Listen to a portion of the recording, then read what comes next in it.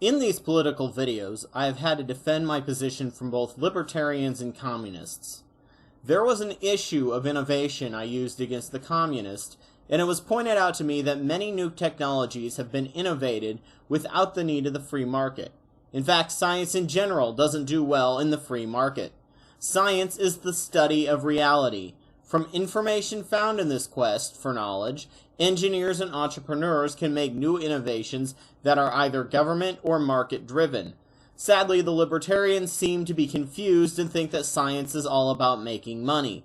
Because of this, education and science are the first things to cut and the last to get raised when trying to adjust a funding budget. Science is not about making money, it is about collecting information. Science, schools, and libraries are needed to induce innovation in our society. They are the backbone and infrastructure for our minds as a nation. Thanks to the American decline in interest in science, science funding is extremely slow to rise, and the business side has paid the price as new technologies are not advancing nearly as fast as they should be. Government-funded science is necessary for innovation in the free market. Science is the foundation of any great society, but we don't maintain our infrastructure at all these days. However, the libertarians have made arguments from the position of risk and reward. If someone gets no reward, then many of the risks needed for innovation will not occur. They're right as well. So let's look at this from a psychological perspective. There are two types of people in this world, the risk takers and the laborers. Risk takers are the entrepreneurs and business starters. They are the ones who have started every single business in the Western world today. Their price wars have reduced prices and made experimental ideas mainstream. The risk takers should be able to make more than the laborers if they succeed because they risk so much in the process. Risk-taking is a psychological need in some people, and they will end up in serious gambling if they are not using their talents in innovation. The laborers, however, work extremely hard. Many people do not have the interest or the inclination to take risks.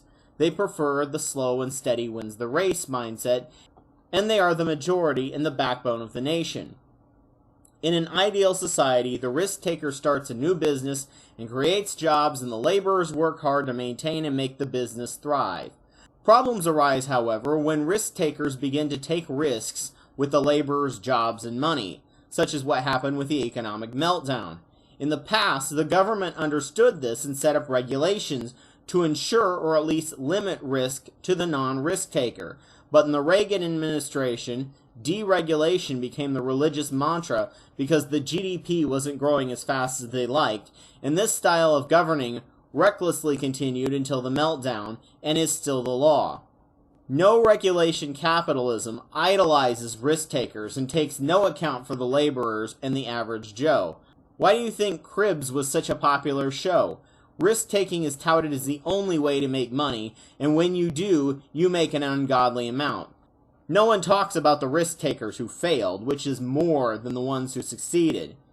No one idolizes the laborer in a capitalist nation.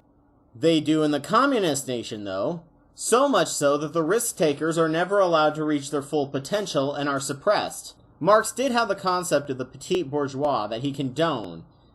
That is the small business owner. Though with all the regulation, none of the risk-takers in the Soviet Union got big until communism fell, and then they ran rampant after the years of repression. Social democracy takes both the risk-takers and the laborers into account and lets both thrive, letting the risk-taker take risks with his or her own cash, or the cash of a willing participant, but it protects the laborer who wants to work hard and save. The vilification of labor is rampant in modern movies. Labor is almost always viewed as temporary until they get their big break towards something greater. Everyone is usually stuck in a dead-end job that they hate. We love rags to riches, but dislike the move from lower class to upper middle class through boring, steady, hard work. Media produces this illusion, and many end up discontented and disillusioned, as well as extremely cynical. Advertising has us chasing cars and clothes, working jobs we hate so we can buy shit we don't need. We've all been raised on television to believe that one day we'd all be millionaires and movie gods and rock stars, but we won't. We're slowly learning that fact. And we're very, very pissed off. I have a confession to make. Until 2000, I listened exclusively to country music. It was a rebellion from listening to exclusively Christian music, so don't judge me. I loved country of the 80s and 90s as they condoned and idealized the working man and the nobility of hard work and labor. Then around 2000, the common man became linked with non-thinking and rejecting science. Jeff Foxworthy never meant for working people to idealize rednecks. Country also became materialistic and emotionally idealistic and shallow. After that, I began looking into other forms of music like classic rock, and I haven't looked back since, except with a rare nostalgia that occurs about once a year. When regulations on risk takers are removed, bubbles occur, and it gives the illusion of prosperity, and risk is considered as a sure thing in the bubble period. They can sell extremely risky bets as safe investments to the laborer just trying to be responsible and save for their future. And when the crash occurs, jobs and life savings are destroyed.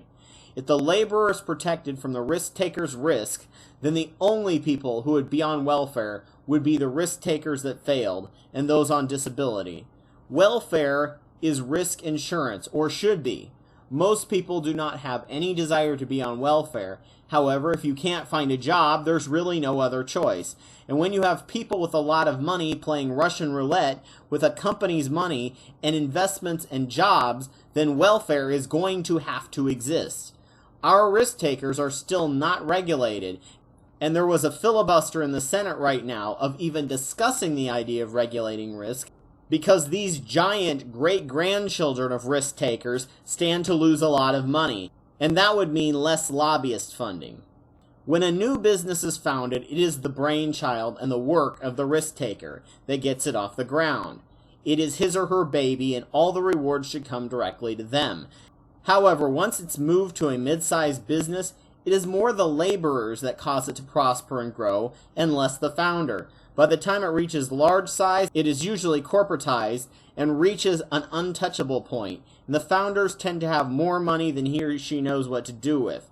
If it becomes a giant company, then the original founder is usually forgotten or retired.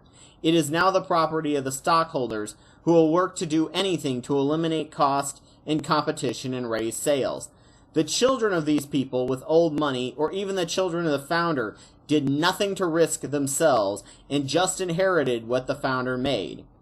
They become less and less in touch with reality of regular people and more apt to do anything to make money instead of helping people. An idea I had was that a way to protect labor is to treat large business like copyright law.